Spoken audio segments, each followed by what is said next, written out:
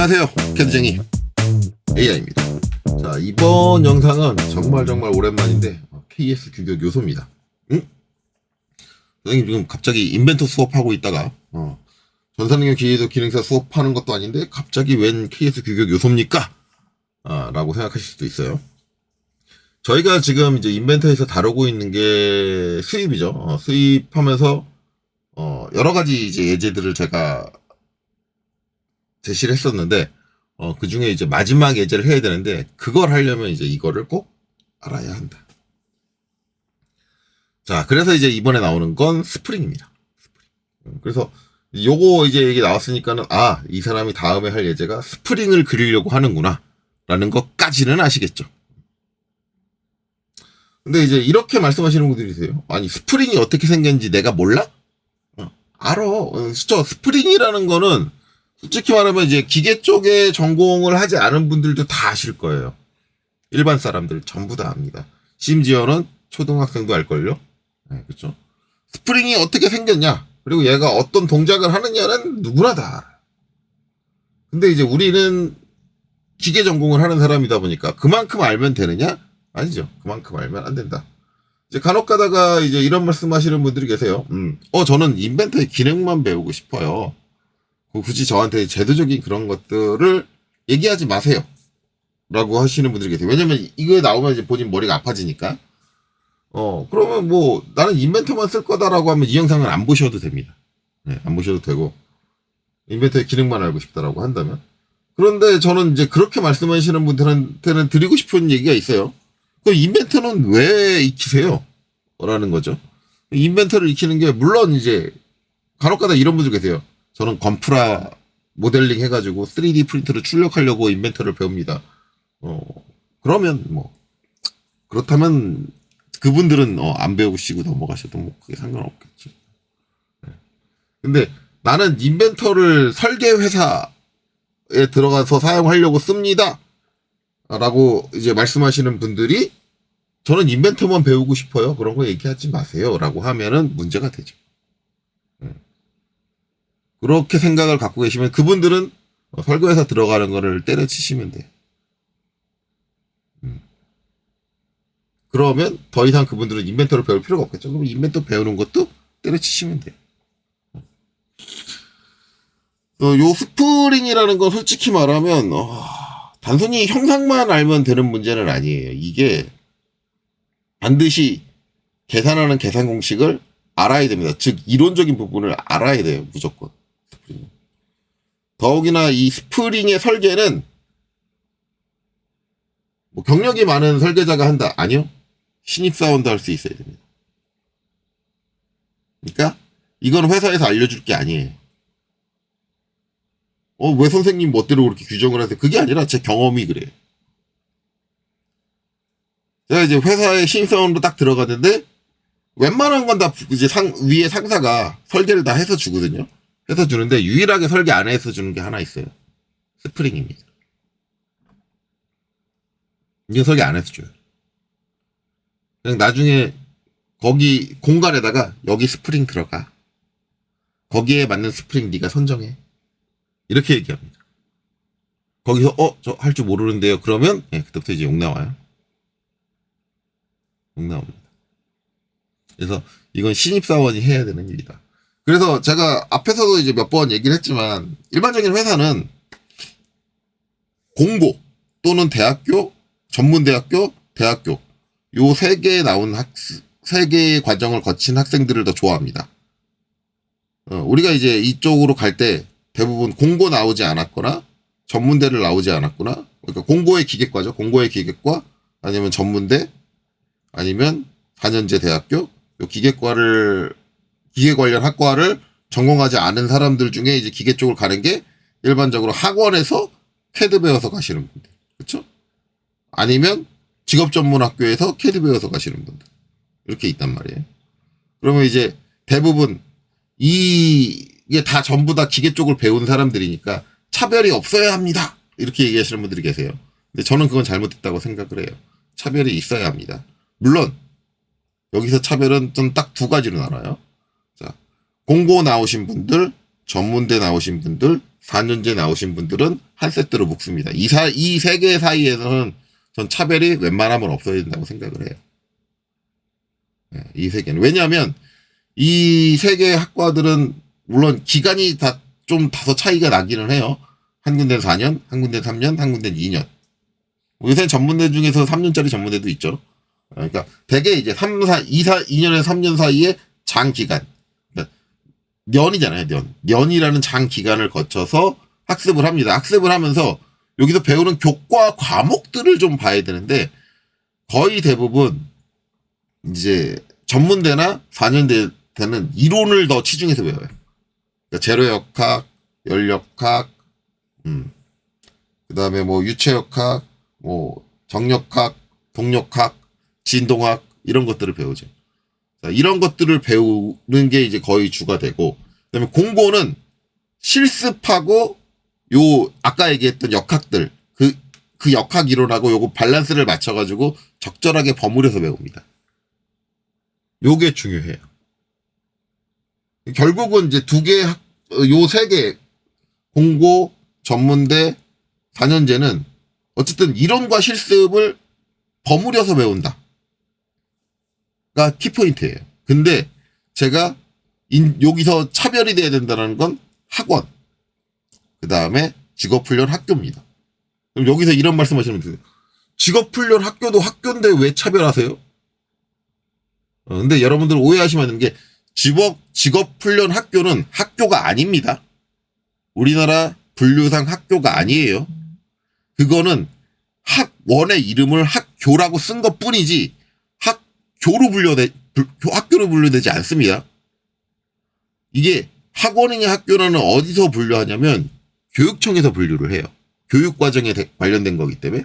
그래서 일반적인 정규 교육과정을 밟는 코스를 일반적으로 학교라고 얘기를 하고, 그 다음에 그게 아니라 사설적으로 어떤 특수한 목적성을 가지고 교육을 하는 사설교육기관을 학원이라고 합니다. 학교도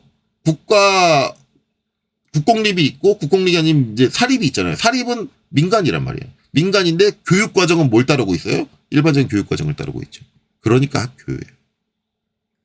근데 학원은 일반적인 교육과정을 따르고 있나요? 학교처럼 뭐 3년제, 4년제 그런 거 아니죠. 한 달 듣고 말고 이거잖아요. 한 달 안에 그냥 내가 원하는 것 그 아주 일부분에 대한 목적만 달성하면 하고 빠지는 거잖아요. 그 한 부분만 배우는 거잖아. 이거는 학교로 인정되지 않아요. 그러면 직업훈련 학교는 뭐가 다른데? 같아요. 일부분만 배우는 거예요. 그러니까 제가 학원과 직업훈련 학교가 차등돼야 된다는 게 무슨 의미냐면 이분들의 노력이 잘못됐다라는 게 아니라 이분들은 배운 게 한쪽에 쏠려 있다라는 거예요. 어디에 쏠려 있냐면 실습에만 쏠려 있습니다. 이론적인 게 거의 빠져 있어요. 자, 이제 혹시라도 이 영상을 보고 계신 분 중에 직업훈련 학교를 나오신 분이 계시다면, 가지고 다니고 계신 분들이 계시다면 생각을 잘 해보세요. 자, 스프링 계산 공식에 대해서 가르친 데가 있나요? 물론 이제 제가 잘못 알고 있는 걸 수도 있어요. 일부 직업훈련 학교에서는 뭐 재료역학을 다룬다든가 유체역학을 다룬다든가 지금 제가 얘기한 기계 설계를 다룬다든가 그래서 설계 공식이 나온다든가 그런 직업훈련 학교가 있을 수는 있어요. 근데 그 비중이 되게 적을 겁니다. 아주 적을 거예요.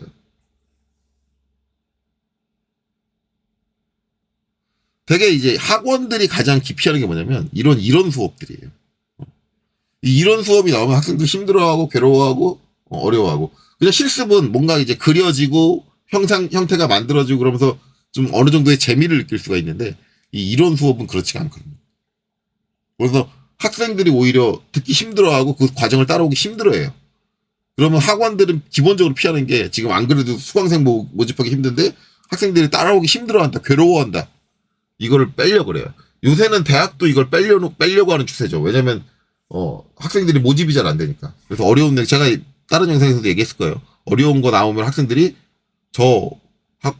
학교 그만두겠습니다, 자퇴하겠습니다라고 그렇게 상담을 많이 한대요. 수업 중과정 중에 어려운 게 나오면. 그래서 교수가 미안해, 내가 다음부터 이렇게 어려운 거 수업 안 할게. 이렇게 사정사정을 한다고. 그런 식으로 이제 좀 이상하게 흘러가고 있죠. 어찌됐든 결국은 이 이론적인 게 빠져 있으면 이게 회사의 입장에서는 힘들어요. 그러니까 당장 제가 얘기한 것처럼 스프링의 계산 공식을 배우는 학생과 안 배운 학생 신입사원 받았는데 학원 나왔어. 스프링 계산 공식을 안 배웠어. 내가 스프링 그거 해라? 그러면 저 못하는데 게임 끝. 얘한테 무슨 일을 시켜. 이게 되는 거죠. 그러면은 회사 입장에서는 일반적인 학교를 나온 것과 그 다음에 학원을 나온 것과 아니면 직업전문 훈련 학교를 나온 것과 차별을 안 할래야 안 할 수가 없는 거예요. 자격증 국가 자격증이 있으면 차별하면 안 되죠. 국가 자격증 그거 따는데 얼마 걸리는데. 대부분 6개월에서 1년이잖아요. 공부를 할 시간 자체가 차이가 난다니까. 그 시간 동안 그렇게 넉넉하게 시간을 주고 왜 그렇게 넉넉한 기간 동안 4년이라는 넉넉한 기간 동안 공부를 하겠어요. 제대로 학습하라고. 물론 그 기간 동안 제대로 학습했는지 안 했는지는 학생에 따라 다르겠지만 그건 어차피 학업 성적에서 결론이 날 거 아니에요. 성과가 날 거 아니에요. 그러니까 뭐 지금 학원이나 직업훈련 학교를 나와서 취직을 하려고 하시는 분들은 억울할 수 있겠지만 그것 때문에 있는 차등은 정당한 거다라고 저는 생각을 해요. 있어야 돼요. 실무를 해본 제 입장에서는 있는 게 좋다. 그렇기 때문에 이제 그런 데를 나오신 분들은 저 이론적인 보강을 좀 하려고 노력을 하셔야 돼요. 기본적으로 기계를 하겠다라고 하면 재료역학, 연력학, 그 다음에 유추역학. 요 세 개는 가장 기본으로 깔고 그 다음에 거기 플러스로 정력학, 동력학 하셔야 되고 그 다음에 옵티마이즈로 진동학까지. 진동학은 이제 옵션이에요. 이거는 진동학이 아마 기계 쪽에서는 가장 어려운 역학이 될 텐데 이게 제가 대학교 다닐 때 전문대 다닐 때도 진동학은 전공 필수가 아니라 선택이었어요. 워낙 어렵다 보니까. 그러니까 이제 진동은 이제 옵티마이즈로 배우면 되는데 그래도 기본적으로 3역학, 재료역학, 연력학, 유추역학은 가장 베이스예요. 이건 무조건 해야 되고 거기에 좀 추가적으로 해준다 그러면 정력학, 동력학까지 해주셔야 되고 이게 결국 정력학과 동력학은 여러분들 해석과 관련된 거예요. 그래서 나는 해석까지 안 들어가는데 그러면은 정력학, 동력학은 빨 수 있어요. 빠질 수 있고 그 다음에 마지막으로 이제 피로 아니면 파괴, 진동 파괴, 공진 이런 거 잡아야 되면 진동학까지 가야죠. 이제 이렇게 이론은 보강을 하셔야 된다. 어쨌든 학원이나 직업전문훈련 학교를 나온 분들은 반드시 보강하셔야 된다. 기계 쪽에서 일할 때. 이게 그 이론들이 쓰이나요라고 물어보시면 저도 이제 역학 배우면서 되게 많은 공식들을 배웠죠. 배웠는데 그게 실무에서 다 쓰이냐? 안 쓰여요. 그럼 필요 없잖아요. 왜 배우라 그래요? 라고 하는데 이 공식을 쓰는 것 자체가 중요한 게 아니라 이 공식을 배우면서 기본적인 개념이 잡혀요. 하중에 작용되는 그 흐름이라든가 이런 것들이 눈에 보이기 시작을 하기 때문에 일반적으로 이제 이런 역학들을 안 배운 사람들이 부품을 설계하면 좀 부품 설계를 좀 말이 안 되게 해요. 이제 구조적으로는 딱딱 다 엮여 있어. 그래서 이제 단순히 이제 하중을 빼고 생각을 하면 얘가 이렇게 가면 제가 저렇게 가고 이렇게 가서 이렇게 동작을 할 거야. 동작은 나와요. 동작은 나오는데 문제는 그 부품을 딱 보면 야 얘가 이 하중을 버틴다고? 던가 아니면 야 고작 요 하중 버티는데 이렇게 무식하게 만든다고? 던가 둘 중 하나예요. 왜? 이 하중에 대한 감이 없는 거예요. 전혀 없는 거예요.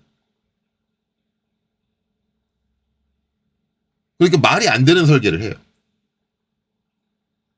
근데 일반적으로 이런 이론적인 베이스가 돼 있는 사람들은 대략적인 힘의 흐름을 알기 때문에 그렇게까지는 안 가요. 그냥 적정하게 잘 선택을 한단 말이에요. 거기에 경험치까지 쌓이면 더더욱 적정하게. 그러니까 그런 거에서 이제 설계 실력의 차이가 난다. 그렇기 때문에 이론은 여러분들 그걸 왜 배워? 다 쓸 거 아니잖아. 라고 생각하는데 그걸 배움으로써 그 이론에서 정의되어 있는 힘의 흐름이나 이런 것들을 느끼는 거예요. 그래서 그 이론이 중요해요. 어쨌든 공고나 전문대나 4년제는 이런 것들을 다 적절히 버무려서 배우기 때문에 훨씬 더 낫다. 그래서 웬만하면 전공하시는 게 좋겠죠. 대학 가실 수 있으면. 이제 대학 가실 수 없는 분들은 어쩔 수 없이 학원이나 이제 직업훈련 학교를 가는데, 그럼 우리는 뭐 찬밥에 도토리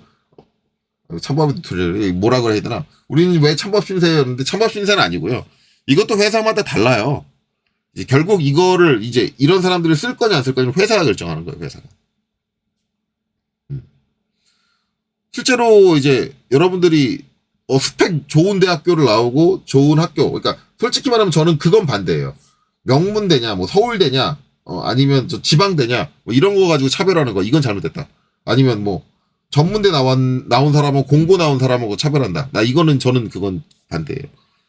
왜냐면 공고 나온 사람이 더 잘할 수도 있어요. 왜냐면 또 이론도 거의 비슷하게 배웠고, 실기도 거의 비슷하게 배웠기 때문에 공고 나온 사람이 더 잘할 수 있고, 오히려 공고 나오는 학생들의 특징이 뭐냐면 실기를 더 잘해요. 이론적인 게 좀 딸릴 수는 있어도 실기는 더 잘해. 그럼 실기 위주다 그러면, 오히려 공고가 더 안 돼? 이럴 수 있거든요. 그래서 저는 솔직히 말하면 4년제 전문대, 그 다음에 공고, 이 세 개를 가지고 차별을 하는 거는 잘못했다고 생각을 해요. 명확하게. 왜냐면 배운 내용이 비슷하기 때문에. 전제는 그거예요. 배운 내용이 비슷하기 때문에. 근데 학원과 직업전문학교는 배운 내용이 비슷하지가 않아요. 그렇기 때문에 이건 차등이 될 수밖에 없다라는 거고, 만약에 직업전문학교나 아니면 학원에서 진짜 대학교에 4년 코스를 한다.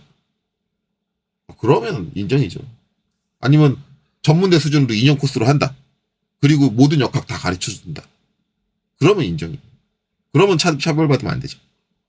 근데 그렇지 않다라는 거. 근데 이제 회사에서 필요로 하는 게, 그러면은 학원이나 이런 데 나온 사람들은 어디도 취직 못하는 거예요. 그게 아니라 제가 실제로 겪은 건데, 제가 처음 간 회사가 이제 말씀드렸죠.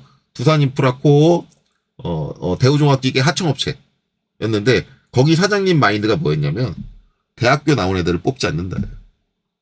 그래서 저 처음에 거기 면접 봤을 때 제 이력서에 전문대학교 써 있어가지고, 이거 저희 사장님이 싫어할 것 같은데요. 이거 안 좋은 결과가 갈 수도 있습니다라는 얘기를 들었어요. 저희 제가 이제 일했던 첫 번째 회사 사장님은 왜 그랬냐? 일단 대학교를 나오면 봉급을 좀 더 많이 줘야 된다라는 게 있었죠. 그러니까 그게 싫었다. 그러니까 근데 그분도 이제 학원 나온 애들을 선호한 건 아니었고, 공고 나오신 분들. 좀 가슴 아픈 얘기인데, 이제 솔직히 말하면 이 사장님 저는 안 좋게 봐요. 왜냐면 결국은 공고 나온 사람을 차별한 거 아니야. 월급을 싹 적게 주고 쓸 수 있는 사람이다라고. 원래는 공고 나온 애들 분들도 전문대랑 비슷한 수준으로, 또는 4년제랑 비슷한 수준으로 봉급을 받아야 되는데, 저는 그렇게 생각하거든요. 근데 그렇지 못하게 생각을 했던 거예요, 이 사장님. 근데 어쨌든 이 사장님 생각에는 공고 나왔으니까 임금을 이제 적게 줘도 된다. 그러니까 초기 월급이 작아진다는 얘기죠. 네.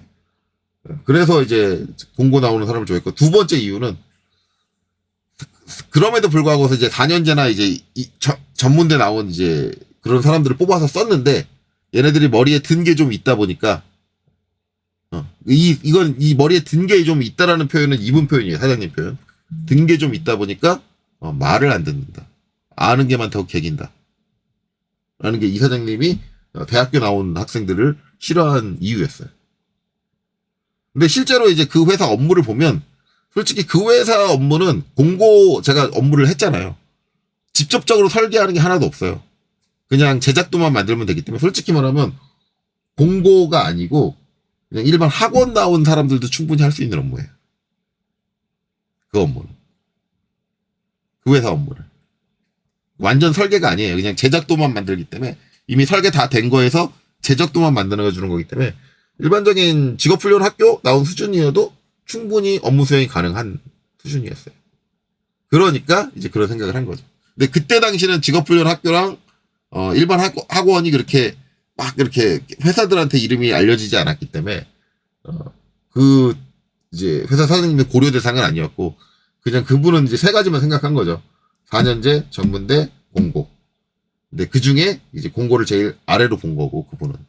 그래서 저는 그거에 동의하지 않지만, 어쨌든 그런 이유로 그랬다. 그러니까 이제 회사의 목적에 따라서 그냥 학원만 나와도 되는데 라는 그런 회사들이 있어요. 그런 데서는 충분히 학원만 나오신 분들도 뽑아서 씁니다. 근데 조금 안 좋은 건 약간 차등은 받을 수 있어요. 대학을 나오신 분과 봉급의 차이는 있을 수 있다. 초봉에.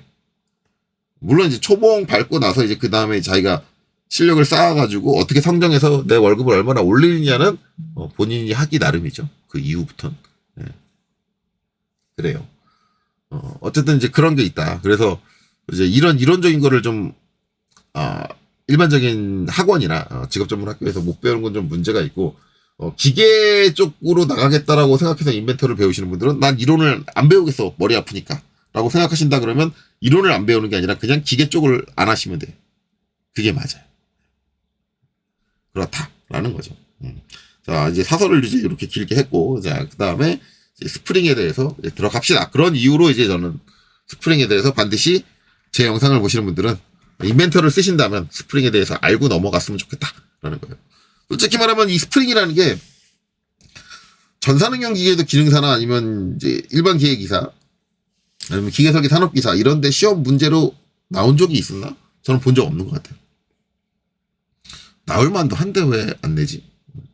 생긴 게 너무 단순해서 도면적으로 실습적으로는 너무 이제 단순해서 이제 이걸 문제를 안 내는 거 아닌가 그렇게 생각이 들기는 하는데 저는 본 적이 없는 것 같아요. 어쨌든 나올 수도 있습니다. 왜냐면 이제 거기에 이제 들어가는 요소니까. 근데 전산응용 기계도 기능사의 특징은 그 설계까지 계산식까지 전개하라고는 아마 못할 거예요. 왜냐면 그 조건이 안 나오잖아요. 하중 조건이라는 게 주어져야 되는데 이게 하중이 얼마 걸리고 근데 시험 문제는 도면에 딸랑 이제 형상만 나와 있고 여기에 뭐 몇 토크로 얘가 동작을 하고 뭐 하중이 얼마 걸리고 그런 조건은 하나도 안 써 있기 때문에 이거 솔직히 스프링은 계산을 빼면 딱히 테스트할 이유가 없거든요. 도면적으로 그리는 거는 뭐 그렇게 어려운 게 아니기 때문에 그렇기 때문에 뭐 시험 문제로 안 나올 확률이 더 높을 것 같아요. 자, 어쨌든 일단 요 스프링에 대해서 다루고 있는 KS 규격은 제가 이제 요번 영상에서 두 가지를 볼 겁니다. 스프링에 대해서 다루고 있는 규격은 더 많아요. 더 많은데 이제 우리가 기본적으로 봐야 되는 규격은 두 가지를 봐야 돼요.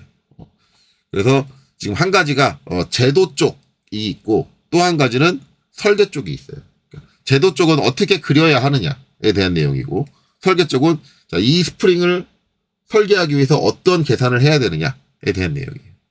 요런 두 가지가 있는데 이 두 가지를 본다라는 거죠. 자, 그래서 처음에 보는 건 제도 쪽입니다. 자, 제도 쪽. 자, 그래서 KSB005라고 돼 있고요. 이게 제가 지금 정리한 게 2024년 12월 20일 상당히 최근에 개정이 됐죠.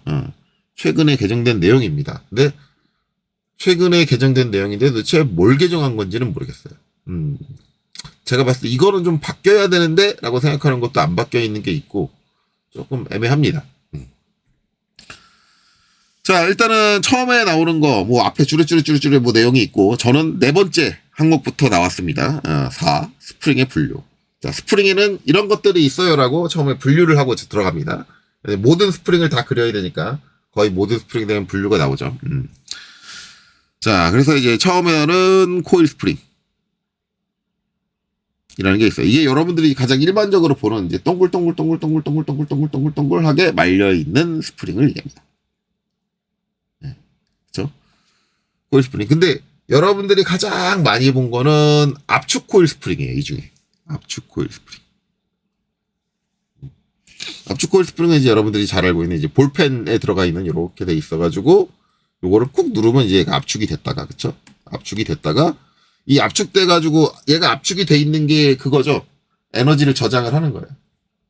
자기의 위치, 그러니까 형태가 바뀌면서 형태가 바뀐 변형된 그 변형 에너지를 자기 몸에 축적을 하고 있는 거죠. 자기의 탄성력을 가지고 축적을 하고 있다가 얘를 누르고 있던 힘이 해제가 땅 돼서 얘가 다시 원복할 수 있는 순간이 오면 그 힘을 발휘해서 요 앞에 있는 뭔가를 밀어가지고 딱 동작을 하는 거죠.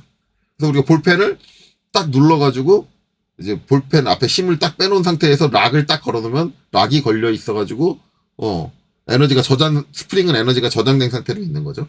그 상태에서 그 락 걸린 걸 손으로 탁 눌러가지고 풀어주면 이 저장된 에너지가 갑자기 힘을 발휘하면서 형태는 원래대로 딱 돌아가면서 그 에너지를 뿜어가지고 볼펜을 다시 위로 올려서 속으로 집어넣는다.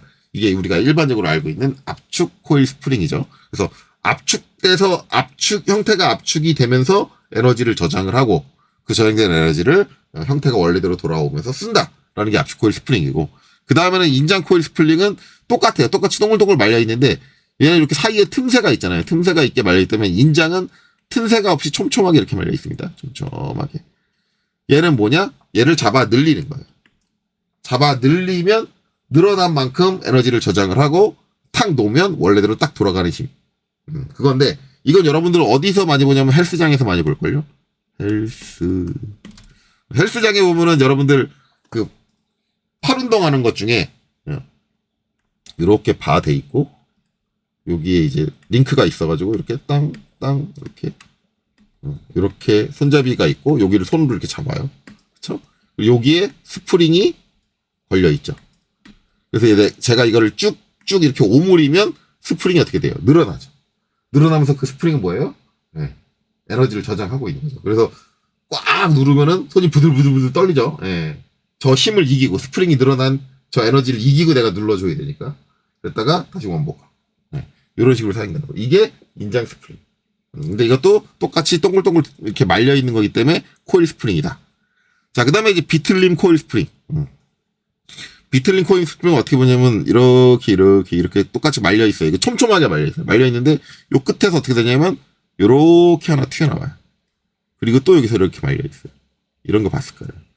그래서 얘를 회전시키는 거예요. 회전시켜서 밀면 저 나사가 코일이 감겨가지고 이쪽으로 밀어야겠다. 감기려면 이쪽으로 밀면 코일이 감기면서 얘는 이제 내가 늘어나고 줄어드는 게 아니라 코일이 감긴 방향으로 더 감기느냐 덜 감기느냐를 가지고 그 변형량을 가지고 에너지를 저장을 하는 거죠. 그래서 얘는 축 방향의 힘을 작용을 하는 게 아니라 회전 방향. 이 스프링을 축으로 삼아서 회전 방향으로 힘을 저장해서 발휘할 수 있게 해주는 게 있죠. 요것도 아마 실생활에서 많이 보셨을 거예요. 그래서 이제 우리가 코일 스프링 유들은 일상생활에서 많이 볼 수 있습니다. 자, 그래서 어찌됐든 이렇게 되는데 그거 말고도 이제 또 스프링이 있죠. 일단은 격판 스프링이라고 하는데 이거 여러분들 어디서 많이 보면 차에서 많이 봐요. 차. 일반 승용차에서는 격판 스프링을 볼 수가 없고요. 일반적으로 이제 트럭 아니면 픽업 트럭 같은 좀 무거운 하중을 다루고 있는 차들, 화물을 운반하는 차들. 그래서 여러분들 그 차에서 이제 저거를 어떻게 얘기하냐면 리프 스프링이라고 얘기하더라고요. 리프 스프링. 근데 요번에 나온 뭐 타스만? 타스만이 리프 스프링 방식인가요? 제가 뭐 제대로 알고 있는지 모르겠지만 그렇고 요번에 이제 쌍용에서 무쏘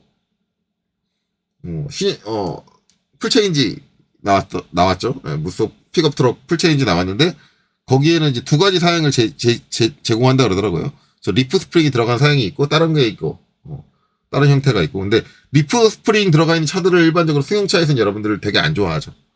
왜냐하면 승차감이 안 좋다.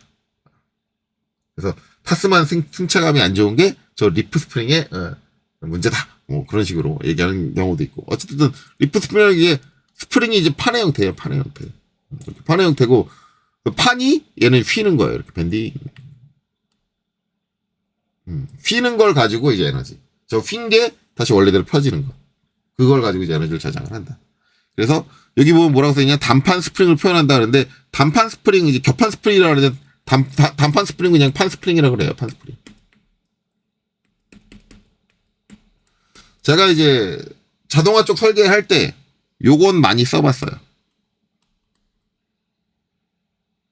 근데 요거는 딱 한 번인가 써봤어요.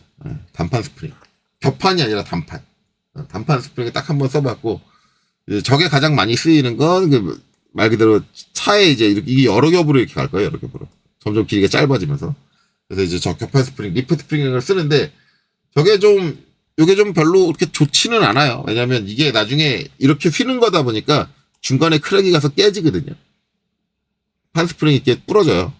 부러지는데 이게 도로에서 좀 문제가 되는 게 간혹가다 요 판이 부러지면 요 묶여 있는 거에서 판 부러진 게 하나가 툭 하고 도로로 떨어져요. 도로로 떨어져가지고 그게 차로 날라와가지고 사람 죽고 그런 경우가 종종 있죠. 여러분들 뭐 유튜브에서 영상 보다 보면 차로 막 블랙박스에 찍힌 영상 보면 차로 그 판이 탁 하고 날라오는 경우가 있을 거예요. 그런 것 때문에 좀 문제가 돼요. 그래서 원래 저 격판 스프링을 사용하는 차들은 저 판 스프링에 대해서 항상 매번 검사를 해야 돼요.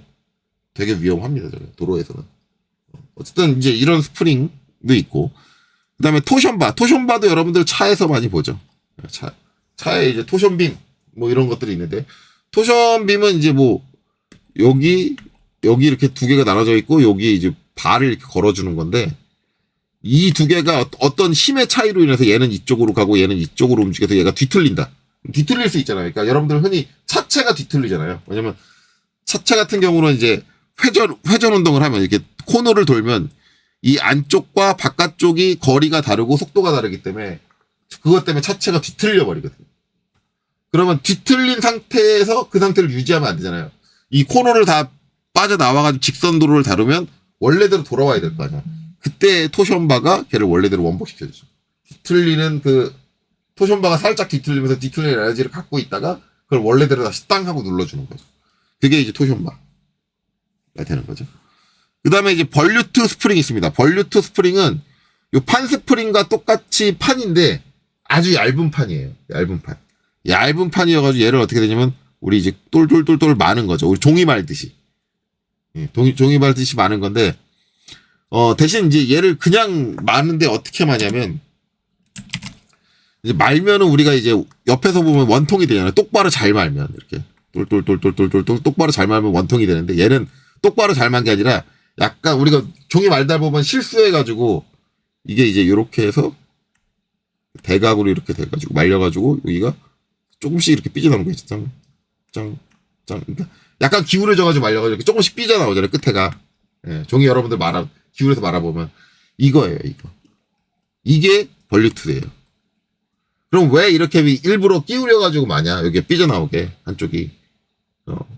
이제 얘는 뭐 하냐면 요 삐져나온 걸 눌러요. 누르면 얘가 쓱 들어갑니다. 들어가면서 그 에너지를 저장을 해가지고 나중에 힘이 풀리면 얘가 다시 원복해요. 다시 이렇게 튀어나온다고. 통. 그러면서 그 힘을 가지고 쓰는 거예요. 이걸 예전에 어디서 많이 썼냐면 이것도 차에서 많이 썼습니다. 차. 요새는 저 구조가 들어가는 차가 있나? 모르겠네요. 아마 저거 들어가도 상용차에만 있지 승용차에는 없을 거예요. 저 구조로. 얘가 이제 어디 들어갔었냐면 쇼바에 들어갔어요. 쇼바. 옛날에 쇼바에 많이 사용했어요. 그게 이제 벌류트 스프링이에요. 그리고 스파이럴 스프링. 스파이럴 스프링도 똑같이 이렇게 많은 겁니다. 많은 건데 얘는 이렇게만 게 아니라 이렇게만 거예요. 똑바로. 그럼 어떻게 되느냐? 얘는 이렇게 말아가지고 한쪽에 이렇게 나와 있을 거 아니에요. 그렇죠? 이렇게 나와 있어요. 이렇게 나와 있으면 얘를 잡아 당기면 더 말리겠죠. 그랬다가 손을 딱 넣으면 어떻게 돼요? 다시 이게 원래 위치로 돌아가려고 싹 풀립니다. 여러분들 그 명찰 같은 거 아니면 카드 보관하는 거 목에 매다는 거 목에 매다는 거 딱 하다 보면은 이런 거 있잖아요. 카드를 딱 잡아가지고 목걸이에 매달고 있는데 손으로 쭉 잡아당기면 실이 쭉 길게 뽑혀 나와서 어디 태그해야 되는 데다 띡 하고 태그하죠. 예. NFC 이렇게 읽게 하기 위해서 띡 하고 태그한 다음에 딱 손을 놓으면 다시 원래 위치로 후루룩 하고 실이 말려 들어가잖아요. 그때 사용되는 스프링이 이거예요. 스파이럴 스프링.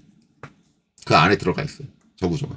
그래서 저렇게 뭔가 말렸다 풀렸다 하는 그런 구조로 스프링을 사용하는 게 스파이럴 스프링이다. 접시 스프링은 우리 와샤 같은 건데 와샤가 어떻게 되어 있냐면 이렇게 돼 있어요. 단면을 보면 이렇게 기울여가지고 볼트를 꽉 조여가지고 얘를 누르면 어떻게 얘가 팡팡하게 펴지려고 그러겠죠. 이렇게. 그러면 얘가 다시 원래대로 원뿔 형태로 돌아가려고 하는 성질이 있는데 그걸 가지고 사용을 하는 게 뭐다? 접시 스프링이다. 라고 보시면 됩니다. 그래서 저렇게 다양한 종류의 스프링이 있다라고 얘기가 나오죠. 자, 이렇게 나오는데 자 그럼 이번 시간에 이걸 다 배우느냐? 예, 말도 안 되는 소리예요. 예, 저 다 배우면 이게 지금 몇 시간이 걸릴지 몰라요. 지금도 벌써 영상이 30분이 넘었는데. 자 그래서 우리는 여기서 뭐만 배울 거냐? 압축 코일만 배울 겁니다. 압축 코일만 배우고 나머지는 필요한 때가 오면 나중에 또 할게요. 자, 그래서 이제 스프링의 종류는 저런 게 있다. 근데 우리는 압축 코일만 배울 거다라는 건 배웠습니다. 자, 그 다음에 이제 우리가 해야 되는 건 스프링을 어떻게 표시하느냐. 그 표시 방법에 대해서 간략하게 이제 기본 규칙을 말로 이제 설명을 하고 있습니다. 자, 이런 규칙들을 가지고 그려라고 해요. 자, 여기 기본적으로 스프링의 표시 방법은 다음과 같다. 다음과 같은 거 이제 밑에 걸 봐야죠. 그리고 이제 또한이 있어요. 또한. 중요한 거 또한. 자, 그림에 나타나지 않는 치수, 하중, 허용차 등의 항목은 필요한 경우에만 기입을 하고 표에 기입할 사항과 그림에 기입할 사항은 중복해도 좋다. 자, 요건 뭔 내용이야? 왜 이렇게 이상하게 써놨냐? 라고 하는데, 자, 일단 스프링은 스프링을 이제 도면에 이렇게 그리겠죠. 도면에 이렇게 그릴 거예요. 그리는데 여기다가 치수를 기입할 수 있어요. 치수. 근데 여기에 치수가 기입할 수 없는 부분이 있습니다.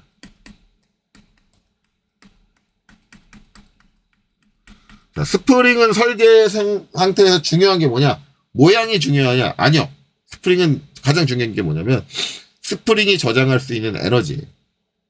얘가 얼마만큼의 에너지를 저장할 수 있는가? 만약에 내가 이 스프링을 사용하는 조건이 10mm를 눌러. 10mm를 압축을 할 거야, 이 스프링을. 그러면 이때 얘가 저장해서 갖고 있는 에너지가 얼마지? 가 중요해요. 그래야지 락이 딱 풀렸을 때 이 10mm 눌린 게 풀리면서 발휘할 수 있는 힘이 얼마지가 나와야지 내가 밀어줘야 될 애를 끝까지 밀어줄 수 있냐 없냐가 나오죠. 그래서 스프링은 형태를 만드는 게 중요한 게 아니라 계산식이 중요해요.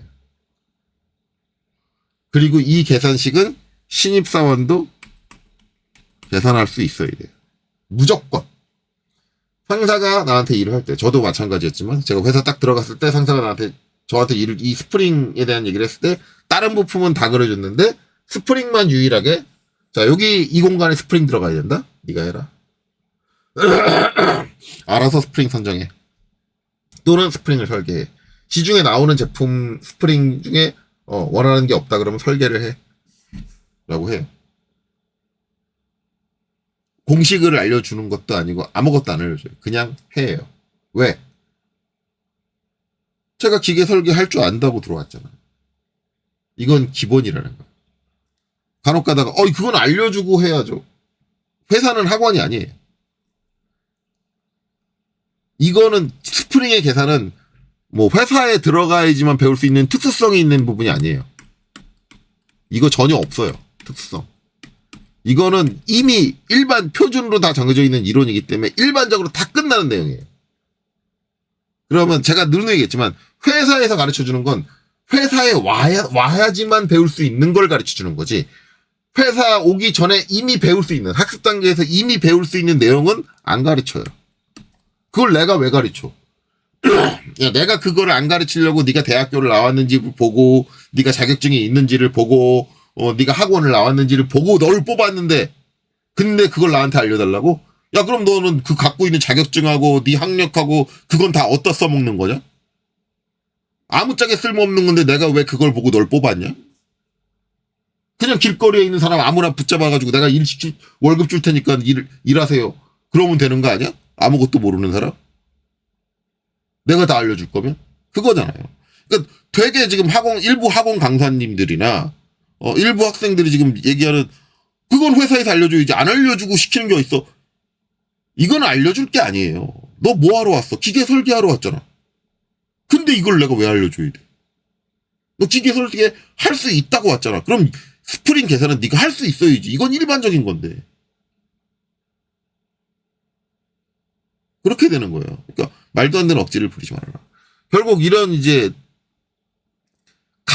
어떤 값에 대한 거를 표기해줘야 되는데 그거를 이 도면에 표기할 수는 없잖아. 도면에다 무슨 값을 표기해. 하중이 얼마고. 그러니까 얘는 뭐예요? 기본적으로 뭐가 따라간다? 우리 스퍼기어처럼 요목표가 따라가요. 그래서 여기 말하는 표의 기입은 요목표를 만들어줘야 된다. 그래서 여기 형상에다 치수를 기입할 수 있고 요목표의 내용을 정리해 줄 수 있어요. 두 가지를 할 수 있는데 마지막에 있는 내용은 뭐예요? 중복되어도 좋다. 무슨 얘기예요? 여기 치수 기입하고 기입한 치수를 요목표에도 적어줘도 된다.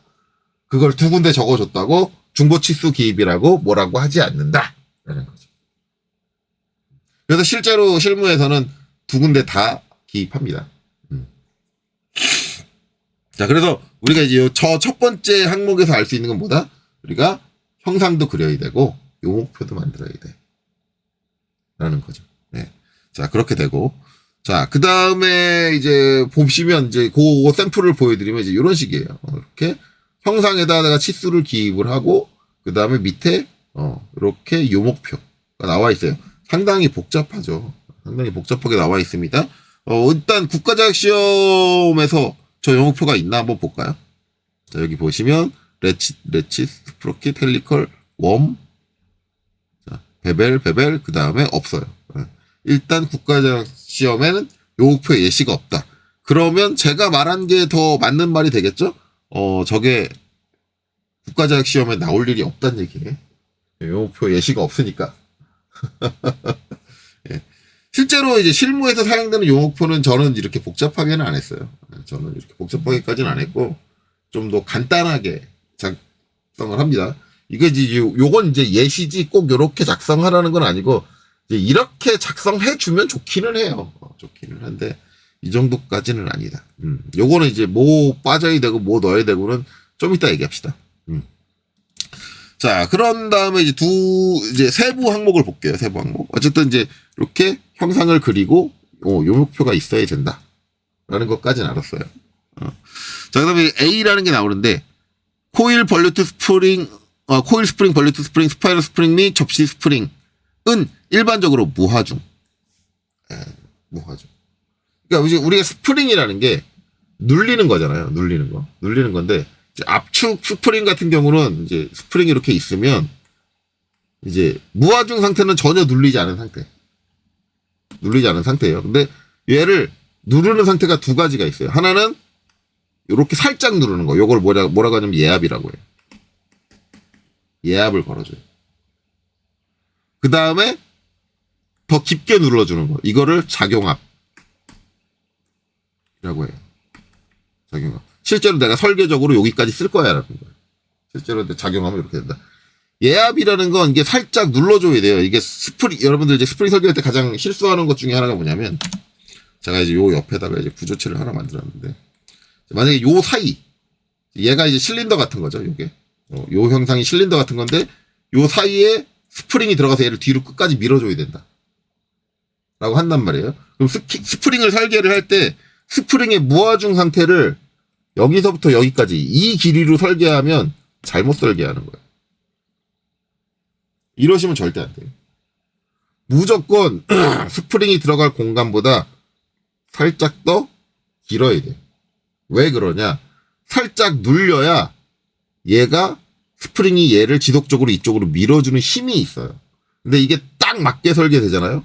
그러면 딱 맞다는 건 얘가 자유 상태가 됐기 때문에, 프리 상태가 됐기 때문에 더 이상 얘를 밀지 않는다는 얘기. 그러면 얘는 조금만 힘이 작용해도 뿔컥 하고 스프링을 눌러버려요. 그래서 얘가 어떻게 돼요? 이 상태로 딱 뒤로 밀착돼가지고 고정되는 게 아니라 달그락 왔다 갔다 그래요. 힘을 안 받고 있기 때문에 전혀. 그래서 힘을 작용할 때는 예압이라는 게 필요해요. 살짝 항상 눌러주는 게 필요해요. 물론 그 예압이 얼마나 필요하냐는 내가 설계적으로 계산을 해야겠죠. 내 상황에 맞춰서. 그렇기 때문에 예압이라는 게 반드시 존재한다. 라는 거예요. 즉, 여기서는 이제 우리가 스프링을 도면에다 그리는 게 세 가지 형태예요. 요게 이제 무하중.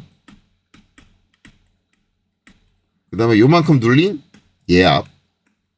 그 다음에 요만큼 눌린 작용압. 자, 세 가지가 있는데, 그쵸? 세 가지가 있는데, 지금 우리가 도면에다 그릴 때는 어떻게 그린다? 무하중으로 그린다. 무하중으로 그려야 한다. 전체 길이를 다 스프링이 전혀 눌리지 않은 상태로 표기한다라는 게 제도법에 지금 나와 있는 거죠. 자, 그 다음에 또한 겹판 스프링. 겹판 스프링은 얘랑 구조가 다르죠. 코일 스프링이 아니라 판 형태로 이렇게 되어 있는 거잖아요. 판 형태로. 자, 얘는 수평인 상태로 그린다. 이제 이 판이 휘지 않은 상태를 그린다. 근데 이게 솔직히 말하면은 요즘 실무하고는 안 맞아요. 제가 이제 아까 이게 2024년 12월 20일이 개정됐는데, 이거는 제가 실무를 그만둔 지 한참 지나서거든요, 이거. 제가 한참 전에 실무를 할 때도 이렇게 안 그렸어요.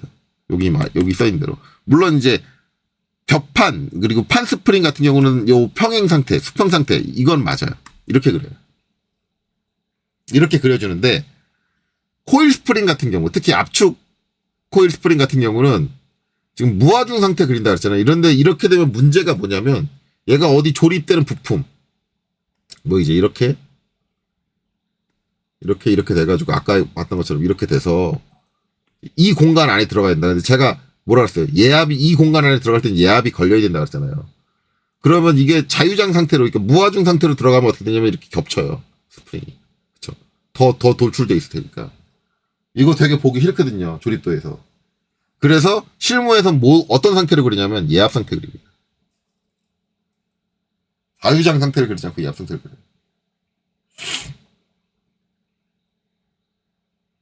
아니면 이렇게 하는 경우도 있어요. 무하중 상태를 그리고 여기다 예압 상태와 작용압 상태를 가상선으로 표시해주는 경우가 있습니다. 가상선. 둘 중 하나예요. 그래서 이거 겹치게 두는 경우도 있어요. 그러니까 이게 이제 꼭 절대적인 건 아니다. 근데 그럼 얘는 왜 이렇게 돼 있냐? 왜 이렇게 돼 있냐라고 하면은 이거는 우리 손제도 때는 이렇게 되는 게 단품도에 그린 그림이 조립도에 붙는 게 아니잖아요. 우리가 손으로 따로 그린 거니까 따로 그리잖아요. 그럼 단품도 그릴 때는 어떻게 그려요? 예, 무하중으로 그려요. 조립도 그릴 때 어떻게 그려요? 조립도는 따로 그리는 거니까. 조립도 때는 예압 상태로 그려요. 따로야. 부품도하고 따로야. 근데 실무에서는 왜 이게 문제가 되냐면, 요새 실무는 내가 부품도를 그리면 부품도에 그린 형태를 블록을 만들어서 조립도에다 갖다 붙여요. 그러면 이제 무하중 상태로 그리면 100% 겹친다는 얘기죠. 그래서 예압 상태로 그리는 경우도 있어요. 근데 예압 상태로 그리는 경우에도 여기 가상선으로 이 무하중 상태를 표시해 주기는 해요. 가상선. 실무에서는 약간 좀 표현이 다를 수 있다. 그러니까 그 표현이 다른 게 잘못된 게 아니고, 지금 제도법에 나와 있는, 지금 스프링 제도법에 나와 있는 저 부분은 옛날 손제도 방식을 전혀 지금의 작업 방식을 고려하지 않은 채로 그냥 그대로 그냥 유지하고 있는 상태다. 라고 보시면 돼요. 자, 그 다음, B. 자, 표에 단서가 없는 코일 스프링. 표라는 건 아까 얘기했던 요목표죠. 요목표인데, 코일 스프링과 벌류트 스프링은 모두 오른쪽 감은 것을 나타낸다. 그러잖아요. 그게 이제 뭐냐면, 지금 보면 여기는 표기돼 있어요. 감긴 방향, 오른쪽인데, 오른쪽이면 이 표에서 이걸 빼도 된다는 얘기예요. 빼도 오른쪽이에요. 우리가 이제 나선 형태를 이루는 거, 여러 가지가 있죠. 근데 거의 대부분 뭐예요? 일반적으로 나사.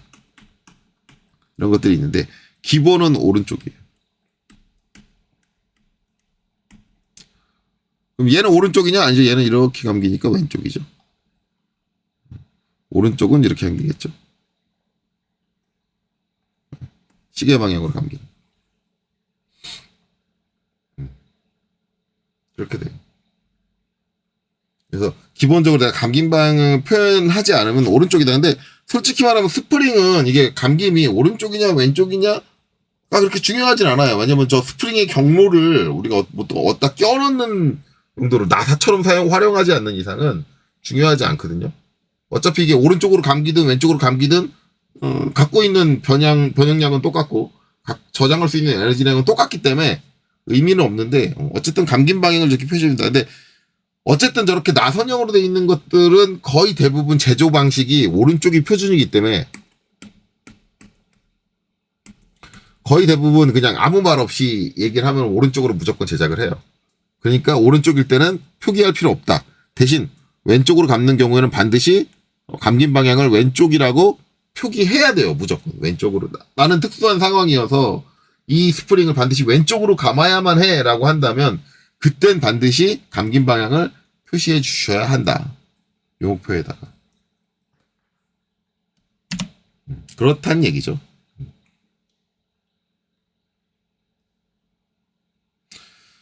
자, 어찌됐든 이제 그렇게 되고, 감긴 방향 표시 그렇게 되고, 그 다음에 그림에 기입하기 힘든 사항은 표에 일관하여서 표현한다. 이건 아까 제가 얘기한 거죠. 하중값. 이런 것들은 도면에 표시 못 하잖아요. 근데 여기 보면 뭐야? 스프링 상수가 있죠. 스프링 상수. 이건 값이란 말이에요. 15.3. 이런 거, 이거 스프링 상수를 어디다가 도면 이 형상 어디다가 엮어서 표시할 거야. 표시할 데가 전혀 없잖아요. 저런 것들. 하중. 이나 아니면 스프링 상수 뭐 이런 것들은 전부 다 어디? 요 목표에다 표시된다. 그래서 요 목표가 스프링은 상당히 중요합니다. 꼭 있어야 되고. 자, 그렇죠. 그 다음에 다음 사항. 스프링의 모든 부분을 그리는 경우 KSB 001을 따른다. KSB 001 저 뭐지? 근데 그거는 제가 요 뒤에다가 참조로 넣어놨어요. KSB 001에 가면 스프링 모양이 딱 한 개인가 나올 거예요. 그런 식으로 표현하면 된다. 참고해라. 라는 거고. 다만 이제 코일 스프링의 정면도는 나선의 모양이 되나 이를 직선으로 나타낸다. 요거는 이제 요걸 얘기합니다. 지금 보시면 이제 요게 직선으로 이렇게 돼 있죠. 직선으로 돼 있어요. 직선으로 돼 있는데 실제 스프링이 저러냐? 그렇지는 않죠. 그걸 좀 보면은 이걸 이제 어차피 2D에서는 우리가 그 부분을 못 그려요. 뭐 약간 타원 비슷하게 나오는데 저게 코일이다 보니까 이제 나선형으로 감겨 있다 보니까 타원 비슷하게 나오는데 그것도 타원도 아니야. 타원 비슷하게 나오는 타원은 아닙니다. 그거거든요. 이제 요거는 3D에서 여러분들이 보셔야지 이해가 가기 때문에 3D 잠깐 모델링 해놓은 거 좀 띄워놓고 올게요. 자, 이제 보시면 이제 3D 띄워놓은 거 있죠. 지금 보시면 이제 여러분들이 눈으로만 봐도 이게 여기 이제 요쪽이 원이잖아요. 요쪽이 원이고. 근데 이게 지금 이게 직선으로 이렇게 연결되는 게 아니잖아요. 탄젠트로. 이렇게 되는 거잖아요. 지금 요렇게 돌았다가 여기서 이렇게 돌았다가 이렇게 간다고. 이게 계속 방향이 타원이 이상하게 꼬이기 때문에 지금 여기서 따도 요렇게 했다가 갑자기 요렇게 돌아서 간단 말이에요. 예. 저거를 솔직히 사람이 2D로 투영을 할 때 저 공면들을 딸 수가 없어요. 뭐 아주 그냥 엄청나게 노력을 하면 딸 수 있다라고 할 수는 있을 수는 있겠지만 기본적으로는 이제 너무 힘들다. 저거 스프링 저거 하나 그리는데 시간을 얼마나 들일 거냐. 그러니까 우리가 이제 2D로 그릴 때는 저 곡선을 딸 수 있는 방법이 너무 복잡하고 어렵고 힘들고 시간이 얼마나 걸릴지도 모르는 일이기 때문에 저걸 미쳤다고 다 그리냐. 즉 저 부분을 직선 처리하자라는 내용이 이제 뭐예요? 이 내용이다. 나선 모양이 되나 이를 직선으로 나타낸다. 이렇게 되는 거고. 자, 그 다음에 이제 다시 캐드로 돌아가서 그 다음에 이제 여기 보면 KSB-001 요거 이제 궁금하실 수 있는데 그거는 제가 여기다 그려놨어요. KSB-001에 나오는 스프링 도시 요겁니다. 요거는 실제적으로 요 KSB005 여기에는 이건 없어요. 이 내용. 거기에는 이렇게만 써 있는 겁니다. KSB001에 따른다. KSB001 가서 봐. 여기서 볼 생각하지 말고. 그러니까 원래 여러분들이 KSB 표 보시면 이거 저기 가서 봐. 이거 저기 가서 봐. 이거 계속 막 탁구 치듯이 막 핑퐁핑퐁 합니다. 얘는 저기 가서 봐라. 그렇게 해요. 왜냐면 거기에 또 전문적인 내용들이 다 따로 있는 거기 때문에. 그래서 KSB에는 이런 식으로 나와요. 그러니까 이게 이제 실제 외관을 다 그린 거거든요. 외관을 다 그린 건데 실제로 우리가 스프링 그릴 때는 간략하게 이렇게 그립니다. 저 실무할 때 이렇게 그려요. 이렇게만 그려요. 실무했을 때 진짜 이렇게 그리고 여기 보면 이렇게 가상선으로 선경이 이렇게 여기에 이제 이 사이에 이제 코일들이 쭉쭉쭉쭉쭉 있다 이렇게만 하고 이제 실무적으로 좀 추가를 하자면 만약에 이제 예압이 한 10mm 걸린다 그러면 옵셋 10 이렇게 해가지고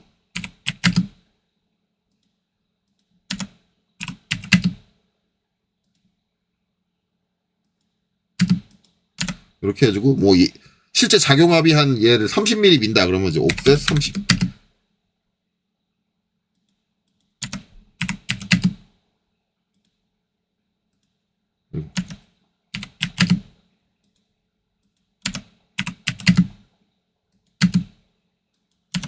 요렇게 표시해 준 경우도 있어요. 이렇게 표시해 준 경우가 있고, 아니면 이걸 예압 상태로 그리고 뭐 자유장을 이런 식으로 표현해 준다든가 이렇게 해주는 경우도 있습니다.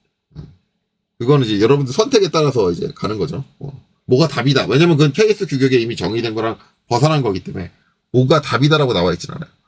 어쨌든 이제 이렇게 추가적으로 더 표현해 주는 건 있는데, 이런 것들은 KS 규격에 나와 있는 건 아니고 실무적인 거고, KS 규격 이제 KSB 001에서는 이런 식으로 딱 그리고 지금 이 상태는 무슨 상태다? 무하중 상태다. KS 규격에 그렇게만 규정돼 있어요. 무하중 상태를 그려주고 중간에 있는 이렇게 나선들은 이렇게 단순화해서 해줄 수 있다라는 거죠. 자, 그 다음에 밑에 한 가지 더 있죠. 또한 유효 부분과 시트 부분이 움직이는 피치 각도가 연속적으로 변화하고 있으나 이는 직선으로 꺾인 선을 나타낸다. 이제 요 부분은 이제 뭘 알아야 되냐면, 우리가 이제 나선형을 그릴 때, 코일을 그릴 때 이제 나중에 이제 3D 할 때 제가 이걸 얘기할 건데, 되게 이제 잘못 그리는 경우가 많은데, 실제하고 다르게 그린 경우가 많은데, 우리가 이제 일반적으로 3D에서 모델링을 하면 코일이 이렇게 그려질 거예요.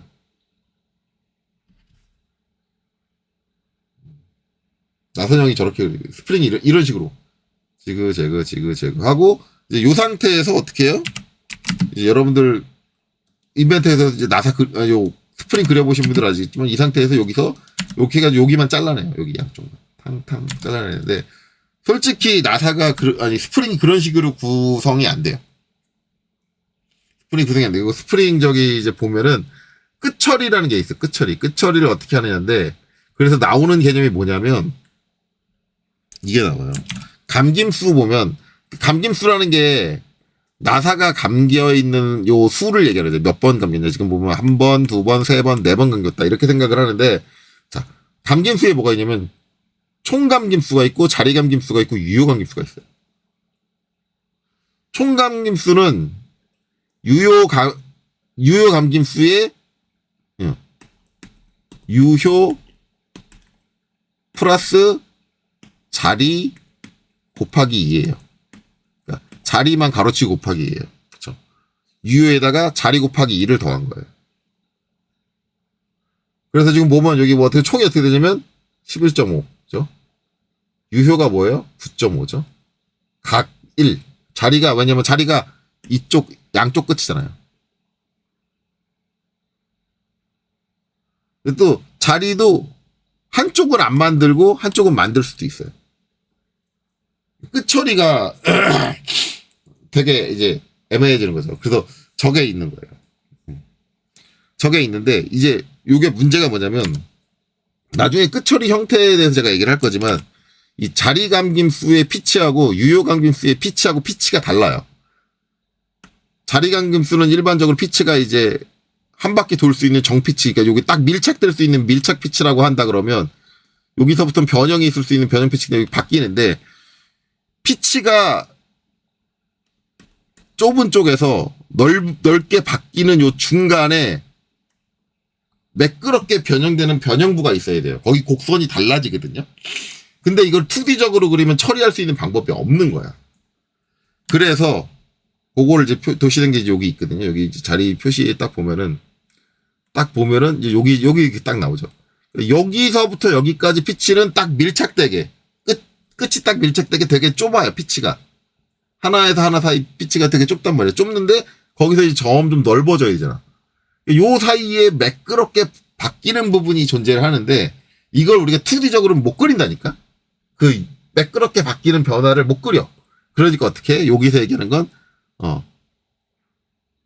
여기서 직선으로 꺾인 선으로 나타나다. 매끄럽게 표현하려고 난리를 떨지 말고, 그냥 피치가 달라진 걸 그냥 이렇게 꺾어서 표현해라. 라는 거예요. 그게 이제 이렇게 나와 있다. 그러니까 어떻게든 우리가 이제 지금 우리가 알 수 있는 건 뭐냐면, 결국 이제 우리가 KS 규격에서 정의하고 있는 제도는 다 2D 제도를 기준으로 하고 있어요. 제도법이라는. 어떻게든 2D 제도를 할 때 유용하게, 편리하게 이렇게 해주는 거죠. 그러면 이제 3D에서는 뭐예요? 이런 식으로 표현이 안 되잖아. 매끄럽게 갈 거 아니야. 그거 잘못된 거냐? 아니죠. 3D를 썼으니까 그럼 그렇게 나오면 그걸로 됐다. 라고 인정을 하는 거고, 굳이 손제도를 할 때 그 매끄러운 곡선을 어떻게든 만들어내려고 생쇼를 하지 말아라. 라는 거죠. 그걸 이제 하고 있는 겁니다. 자, 그 다음에 이제 이 단면 모양의 치수 표시가 필요한 경우, 외관도에서 나타내기 어려운 경우는 단면도에서 나타내도 좋다. 그건 이제 요거죠. 자, 외관도예요, 외관도. 이거는, 그렇죠? 그래서 이쪽으로 감기고 있는 게 가리고 있으니까 이쪽 코일이 가고 있는 요 내부는 잘려 있잖아요. 그런데 이렇게 되면 뭐냐면 우리가 이제 선경이라고 하죠. 재료의 지름을 기입하고 싶다. 아이고, 내가 왜 DD를 했지?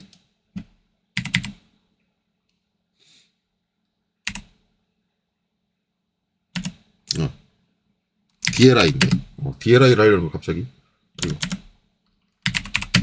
자, DLI 해가지고, DRA 해가지고, RA를 하면 안 되는구나. DDI가 맞구나.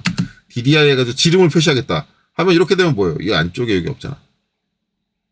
그쵸? 네. 그러니까 이렇게 지름을 표시하는 거. 그럼 반지름을 표시하면 되죠. 제가 누누이 얘기하지만, 실무에선 반지름을 안 써요. 거의 안 써요. 네. 실무에서 반지름을 거의 안 쓴단 말이에요. 근데 반지름을 표기한다고? 네. 그러면 안 되죠. 지름을 표기해야 돼. 그러면 어떻게 하느냐? 이렇게 표기하지 말고, 자, 이렇게 잘라가지고 단면 표시를 해라. 그래서 원이 완벽하게. 그래서 지금 뭐예요? 얘는 지금 이쪽으로 가는 요 라인이 없죠. 요 라인이 없고 뭐예요? 이쪽으로 오는 이 라인만 있죠. 지금 가려져가지고 잘린 라인만 있어요. 단면을 쳐서. 선생님, 여기에다가 해칭 넣어야 되는 거 아닌가요? 이제 원론적으로 해칭 넣는 게 맞는데 해칭 안 넣어도 됩니다. 왜냐면 너무 작은 부분이에요. 스프링 표기할 때 이 단면을 해칭을 안 넣어도 됩니다. 이렇게 표기한다. 그럼 이렇게 표기하면 어떻게 돼요? 이제 DDI 하면 이렇게 지름 치수를 기입해 줄 수 있게 됩니다. 그래서 일반적으로 이제 이렇게 잘 안 한다. 외관 표시 잘 안 해요. 외관 표시 잘 안 하고 거의 단면 표시로 한다. 그게 이제 요 내용이죠. 단면으로 나타내도 좋다. 근데 실제 실무에서는 단면으로만 나타내는 경우가 많다. 자, 그 다음에 조립도, 설명도 등에서 코일 스프링을 그리는 경우 그 단면만 나타내어도 좋다. 이건 뭐냐면 중간에 요 사이에 요 선을 없애도 되는 거예요. 이걸 이렇게 지워줘. 요 곳만 나타내야 된다. 왜 그러냐면 이렇게 얘기했잖아요. 중간에 이렇게 가로지르고 있는 얘가 있어. 근데 얘랑 겹쳐서 이 사선들을 다 그릴 수는 없잖아요. 그러니까 여기다가 단면만 표현해라. 이게 이제 요 사이즈가 좀 다를 텐데 요거하고 저거를 수정을 할까요? 사이즈를 요거에 맞춰가지고.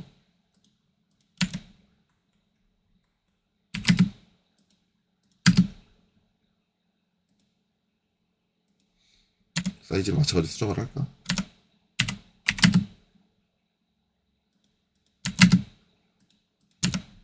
아싸리 수정을 해놓고 배경 내경 다 안 맞죠?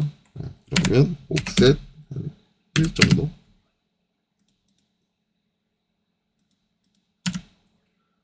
그래서 수정을 하면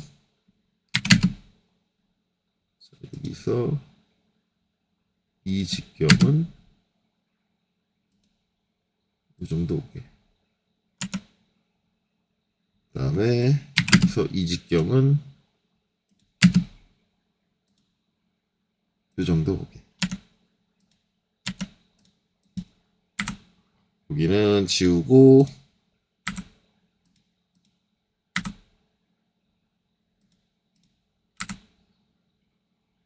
미러로 처리해서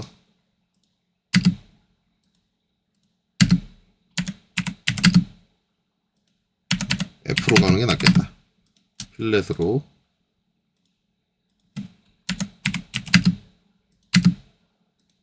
이거 미러 안 했네요. 이것도 미러 해줘야지.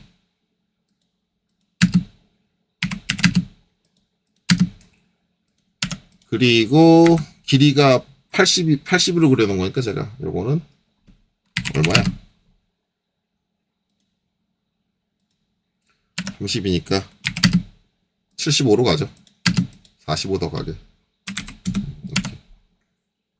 이렇게 한다. 그러면 이제 얘를 우리가 갖다 넣는다. 요거 이제 보여드리면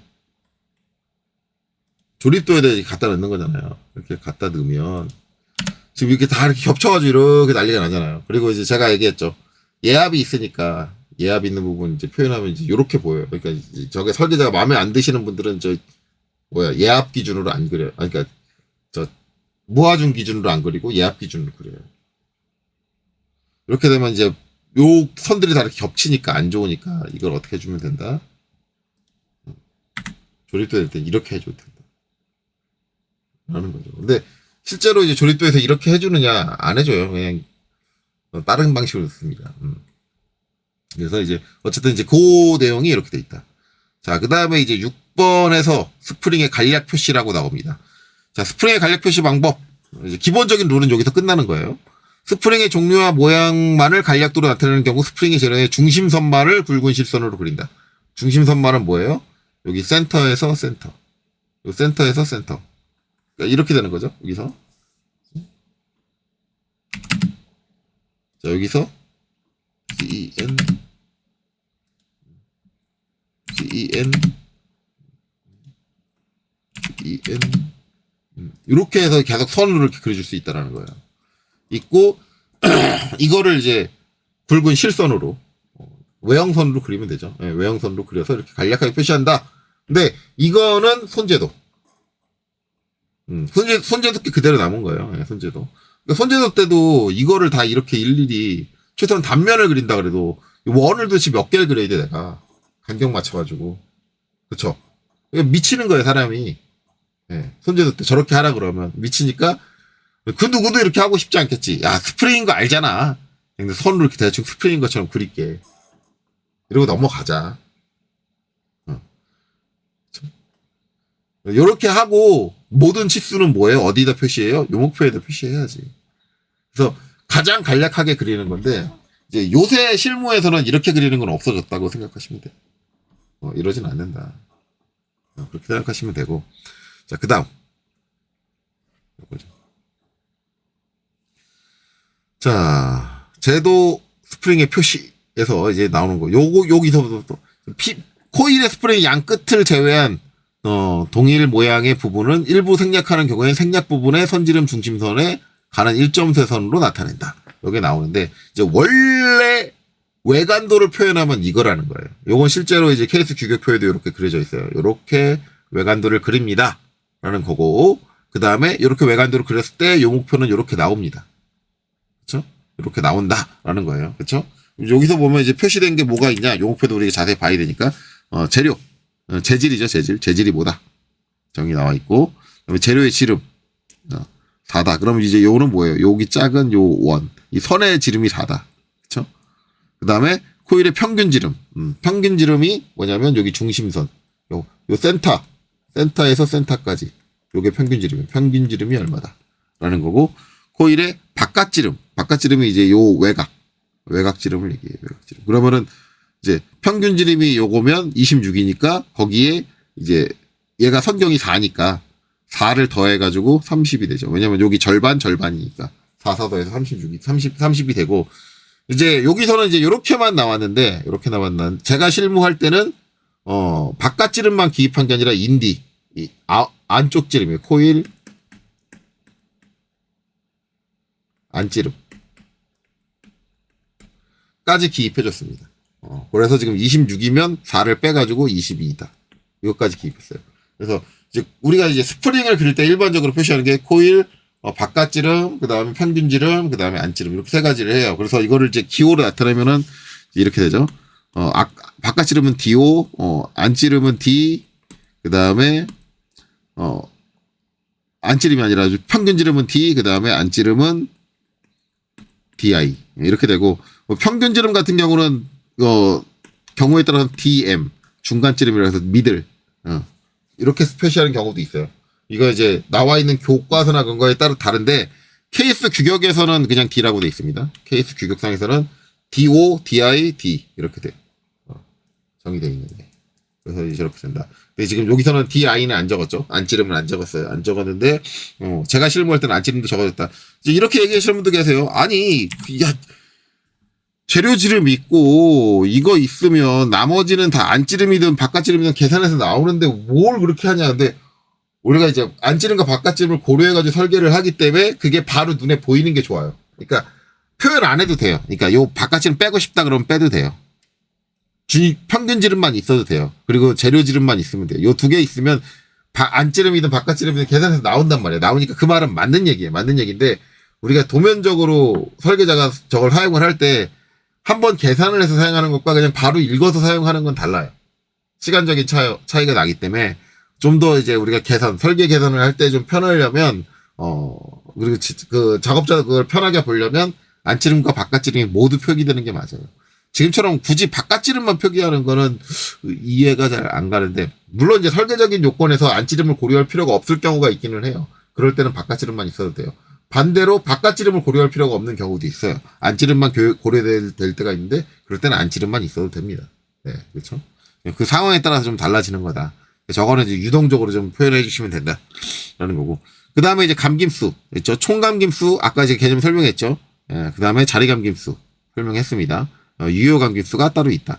그래서 실제적으로 우리가 스프링이 힘을 발휘하는 거는 그 에너지가 저장되는 건 유효감김수만 저장이 됩니다. 얘네들은 의미 없는 애들이에요. 힘이 저장되지 않아요. 길이를 축을 내요. 기장을 축을 냅니다. 근데 이제 자리감김수가 필요한 이유는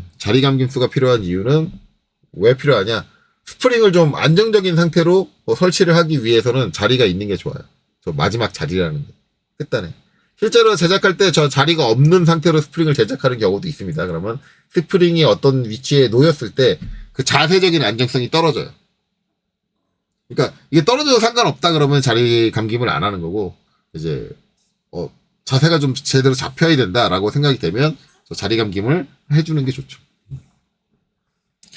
자, 그렇고 그다음에 뭐 감김 방향이 아까 설명을 했고요. 그다음에 자유 길이는 이제 무하중 상태의 길이를 얘기합니다. 지금 자유 길이는 그냥 가로치고 참조. 자유 길이가 이제 중요하진 않다라는 얘기예요. 결국은 이제 얘네들은 뭐예요? 감김에 따라서 나와요. 솔직히 이제 이게 참조가 되는 이유가 있어요. 참조가 되는 이유가 뭐냐면, 이게 자리 감김하고 유효 감김이 있는데, 이게 자리 감김은 각일이라고 그러면 저건 피치가 만약에 성경이 4잖아요.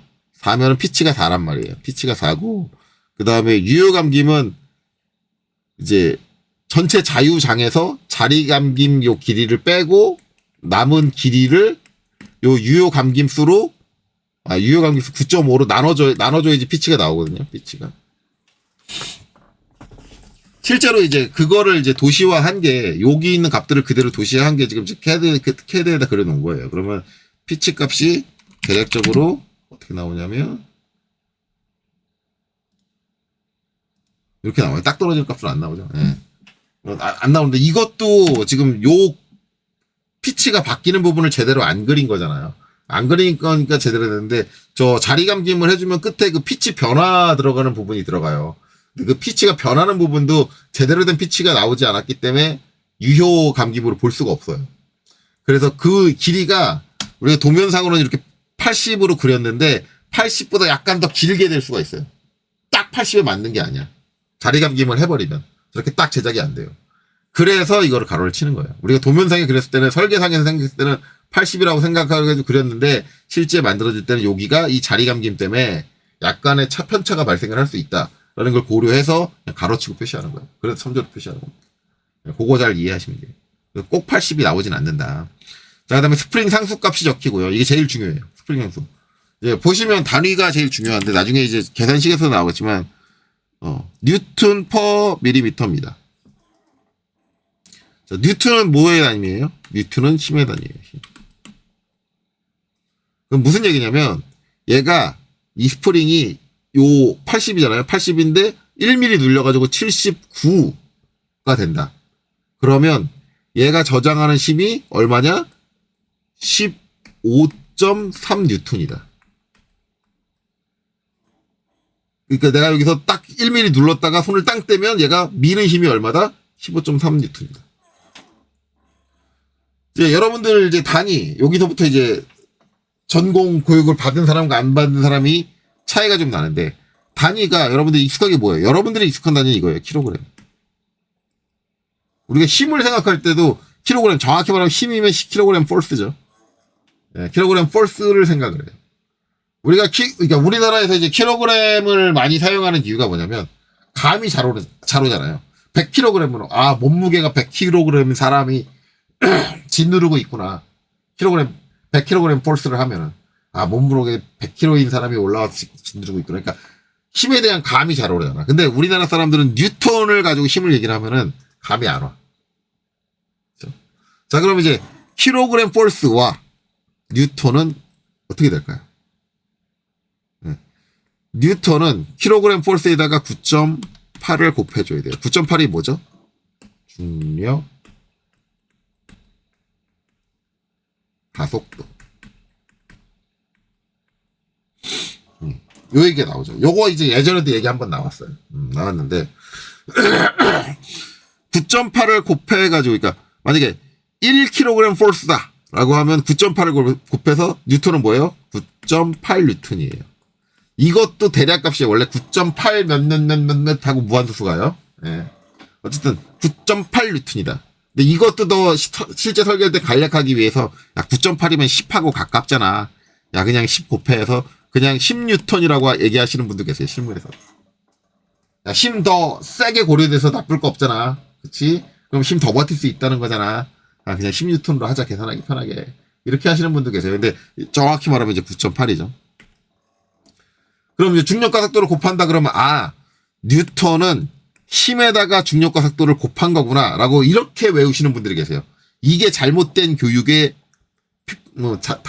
잘못된 부분이에요. 그러니까 문제점이에요. 교육이 잘못됐어요. 그러니까 9.8을 곱해라. 9.8을 뭐다? 중력가속도다. 여기까지 얘기해줘요. 근데 킬로그램 폴스에다 중력가속도를 곱한다? 근데 이게 말이 안 되는 게, 힘이라 그랬잖아요. 아까 뉴턴은 힘의 단위라 그랬어요. F. 자, F는 여러분들 잘 알고 있는 공식이 있죠. MA예요. A가 뭐예요? 가속도잖아.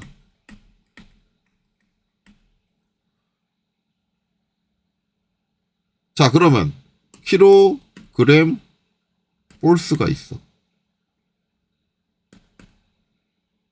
그쵸? 그 다음에 뉴턴이 있어. 뉴턴은 킬로그램 폴스에 중력가속도 9.8을 곱해. 그럼 얘가 A란 얘기네? 그러면 킬로그램 폴스는 뭐야? 질량이란 얘기네? 무게란 얘기네? 맞는 얘기인가요? 킬로그램 폴스는 뭐의 단위예요? 힘의 단위예요. 킬로그램이 중량의 단위예요. 폴스가 안 붙어요. 뭐지? 얘는 힘인데? 힘이면 얘가 킬로그램 폴스가 힘이란 얘기는 얘도 중량에 뭐가? 가속도가 곱해졌다. 근데 가속도를 왜 또 곱하니? 이게 되는 거죠. 그러니까 가르치는 사람들이 제대로 가르치면 어떻게 가르쳐야 되냐면,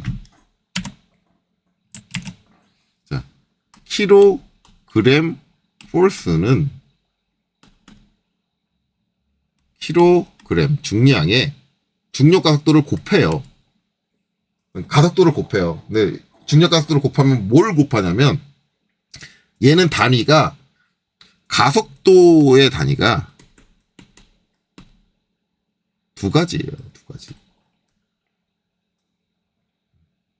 단위가 뭐냐면 1G예요. 그라비티를 쓴단 말이에요. 단위를. 1G를 곱하니까 어떻게 돼요? 1을 곱하니까 킬로그램 자체가 되는 거야. 그리고 중력 가속도는 뭐예요? 미터 퍼 세크 제곱. 우리가 이런 거 많이 쓰잖아. 그렇죠? 9.8. 9.8이 뭐예요? 9.8 미터 퍼 세크 제곱이잖아. 9.8 미터 퍼 세크 제곱 이퀄 원G라고. 이게 1G라고. 이게 1G라고. 단위가 다른 거야. 그러니까 킬로그램 포스를 뉴턴으로 바꾸기 위해서 곱해주는 9.8은 중력 가속도를 다른 단위를 쓰기 때문에 이 단위에 대한 환산이 곱해지는 거지 중력 가속도를 곱한 게 아닌데 설명을 이상하게 하니까 대부분 뭐예요? 킬로그램 포스가 뉴턴이 되려면 중력 가속도를 곱해야 돼. 말도 안 되는 소리를 하는 거지. 단위를 환산해야지 중력 가속도를 곱해야 되는 게 아니지.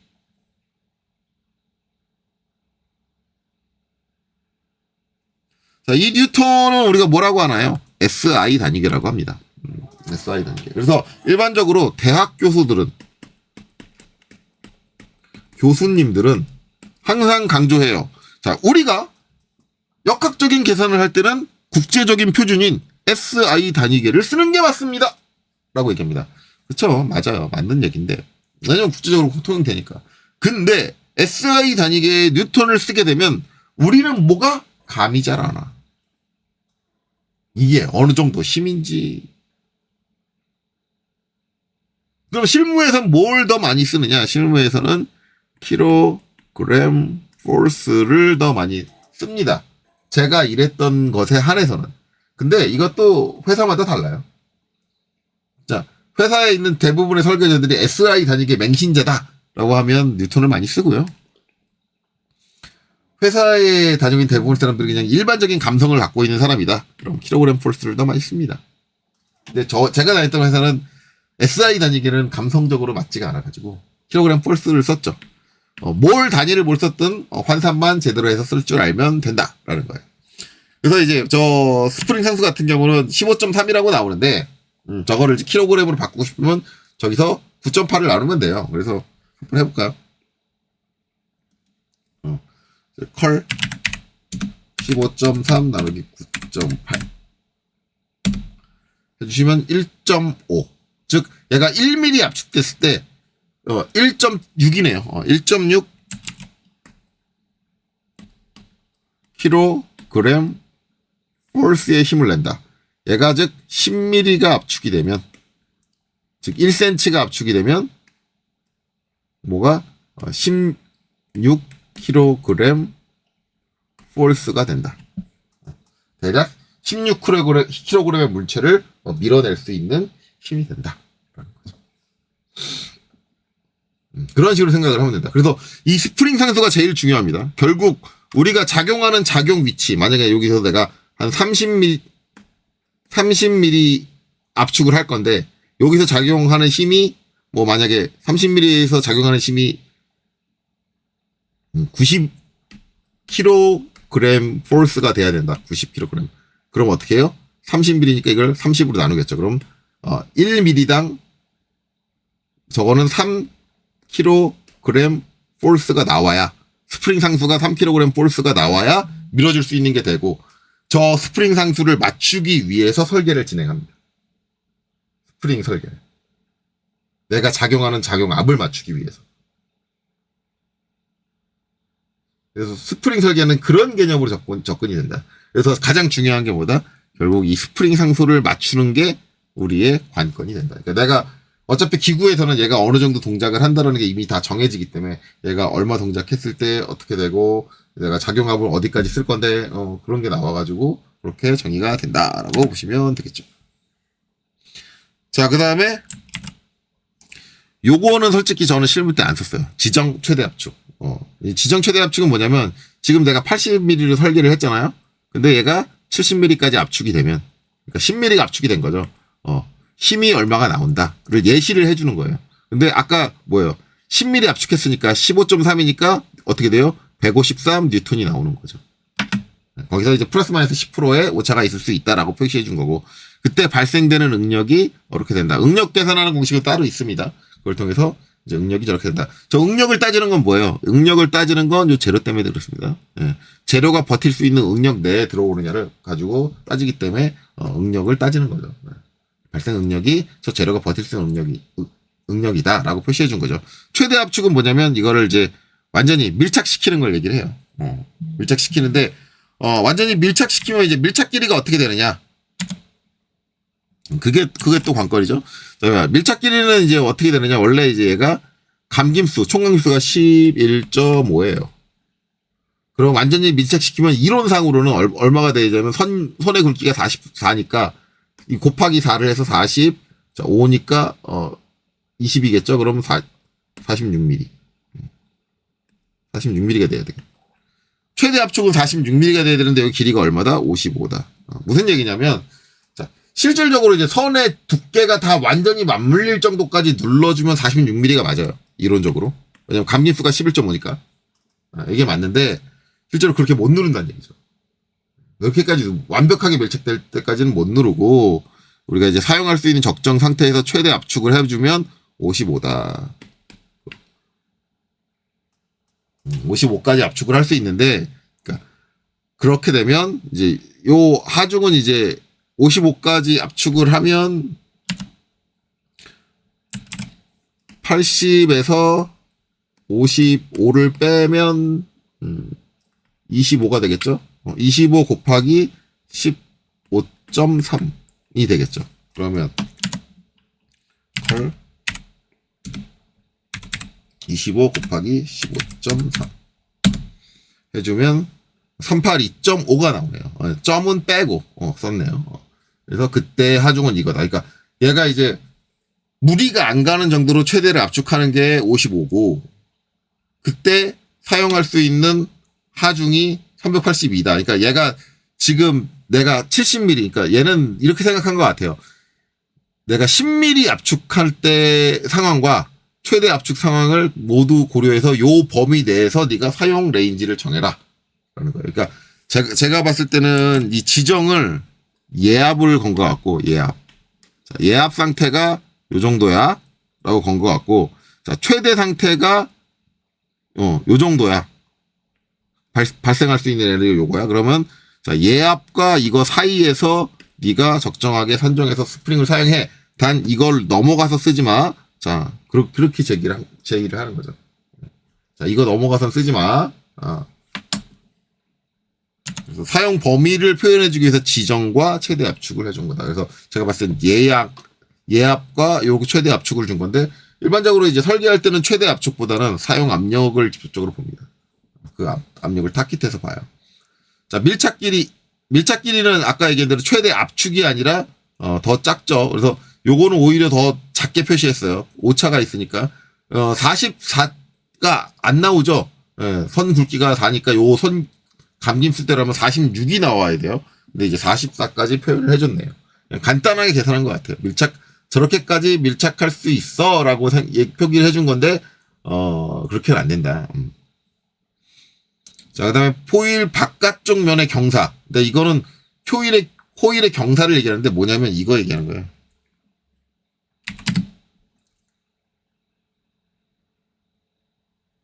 센터에서 센터. 이 경사값. 이 경사값인데, 이 경사값이 이게 하나의, 되게 이거 착각하는 게, 한 개 피치를 얘기하는, 이걸 피치로 착각하시는 분들이 계세요. 코일 바깥쪽 면의 경사를 피치로 착각하시는 분들이 계신데, 피치가 아니라, 요 절반. 반 피치예요, 반 피치.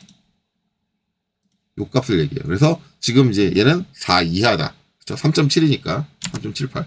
이것도 이제 완벽하게 똑같이 그려진 건 아니니까 대략적으로 이제 4 이하다라고 이렇게 표시를 합니다.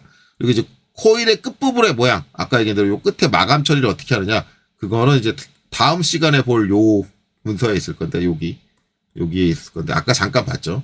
끝을 어떻게 마감할 거냐, 마감 형식이 다양하게 있어요. 그거를 여기다 이제 지정을 해준 거죠.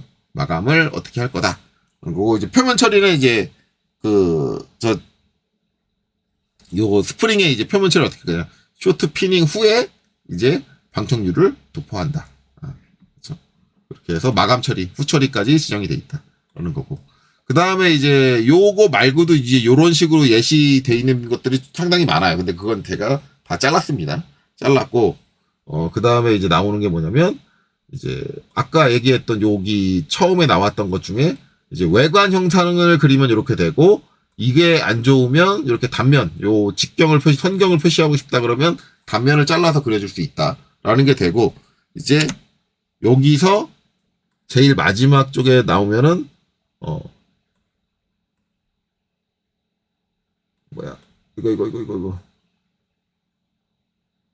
단면만 나타나도 좋다고, 그 다음에, 요거.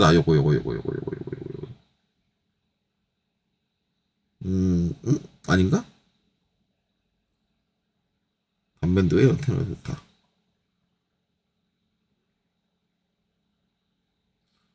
여기에는 표기가 안 돼 있네요. 저 부분에 대해서는. 그쵸? 저 부분은. 일반적으로 이제 이렇게 그리는 것도 상당히 버거워요. 상당히.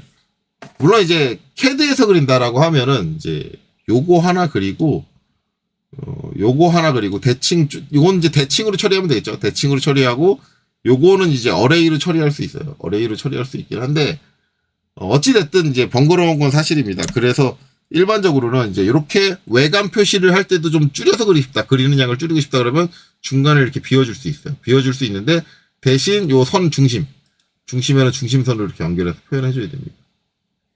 요게 돼 있고, 그래서 여기 압축코일 스프링 외관도의 일부 생략도가 있고, 그 다음에 이건 뭐예요? 지금 여기 있는 단면도에서 중간을 생략을 하는 거예요. 그래서 일반적으로 이제 실무에서는 단면도에, 제가 아까 얘기했듯이 외관도 잘 안 그린다 그랬어요. 단면도에 이렇게 중간 생략을 많이 그립니다. 실무에서. 근데 이게 이제 요 KSB0005에는 요렇게만 나오는데 이게 KSB0001에는 요렇게 나와요. 그렇죠? 가상선이 추가됐죠? 선 굵기에 가상선이 추가됐는데 실무에서는 이거보다는 이거를 선호합니다.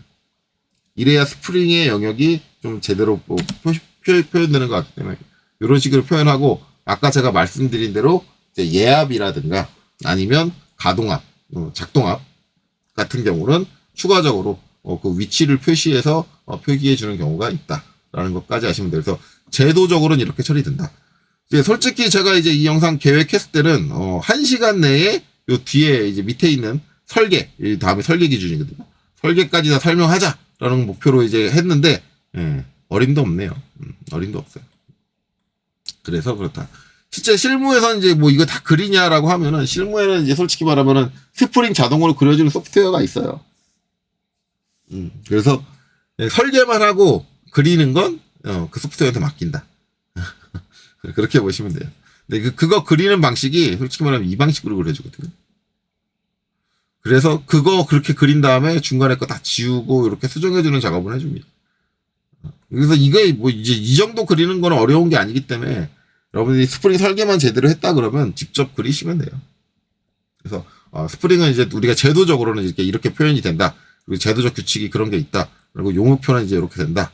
라는 거고. 용어표에서 항목을 줄일 건 줄여도 돼요. 여기 이제 지정돼 있는데 저는 이제 실무에서는 어떻게 했었냐면 여기 지정이라는 얘기는 안 하고 이렇게 여러 칸 안 하고 여기도 지금 빈칸도 있잖아요. 빈칸 안 하고 여기서 이제 예압 요걸 예압이라고 하고 요걸 사용압 작용압 이렇게 표시를 하고 그 다음에 작용압일 때 길이 하고 길이 시에 하중 요 두 가지를 표시를 해줍니다. 그거는 표시해줘요. 왜냐면 그게 이제 중요한 거니까.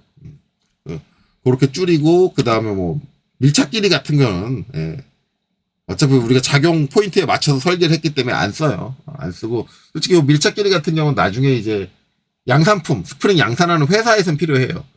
우리 스프링 최대 얼마까지 밀착할 수 있습니다. 뭐 그렇게 해주거든요. 해주는데 여러분들 미즈미 카탈로그 보시면 스프링 사용이 저거 많이 하면 안 좋아요. 많이 누르면 스프링 여러분들 잘 모르시겠지만은 잘 따져보면은 스프링 압축하는 게 50% 넘으면 안 좋습니다. 그리고 50%도 좀 권장 안 해요.